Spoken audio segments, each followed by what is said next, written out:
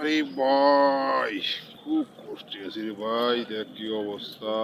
এরে ভাই, জীবনটাই কেমন হেল হয়ে গেল। এসেছি এখন দৌড়াইয়া বন জঙ্গলের ভিতরে রে ভাই।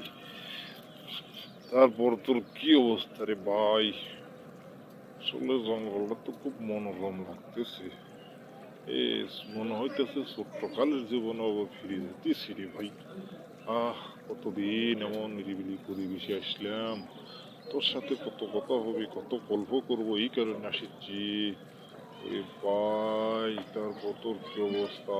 তোর বউ নাহি চলে গেছে রে ভাই। আমি শুনলাম তারা প্রতিবেশীরা গল্প করতেছে। আরে ভাই, আমার অবস্থা তোর অবস্থা তো একই রকম রে ভাই।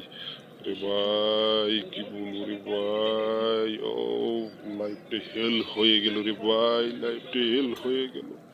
লাইফটা হেল হয়ে গেল। আরে দোস্ত, তুই ঠিক কইছিস রে দোস্ত।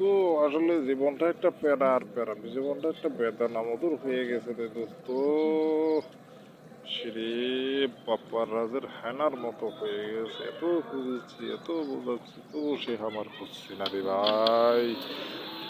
এই বেশ ভালো হয়েছে, দুইজনে একসাথে জঙ্গল এসে পড়ছি। মনের কথা কইলা কমু জঙ্গলের কাছে। এই মনোরম পরিবেশে দুইজনে কথা বলা যাবো রে দোস্ত। আসলে জীবনটাই একটা প্যারা। তো সংসার জীবনে সব করলাম, কিন্তু কোনো লাভই হইল না রে দোস্ত। দোস্ত, খুব ভেজাল, খুব ভেজাল, খুব প্যারা, প্যারাই আর প্যারা রে দোস্ত। ভাবতেছি আর বাড়িতেই ফিরে যাবো না, এই বন ধরে আমাজন বনে চলে যাবো রে দোস্ত।